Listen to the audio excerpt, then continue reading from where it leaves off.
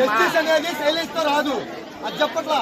విషయం క్లారిటీగా కమ్యూనికేట్ అవుతాం, సైలెంట్ గా అవ్వాలి. కానీ కమ్యూనికేట్ అనేది చాలా మంది తెలిసిపోయింది, మినిస్టర్ దగ్గరికి వెళ్ళిపోయింది, మీడియా ద్వారా స్ప్రెడ్ అయింది. పోలీసులు ఎటువంటి ఆధారాలు లేవు, ఇంకోటి ఏం లేదని చెప్తున్నారు. అది ఉందా లేదా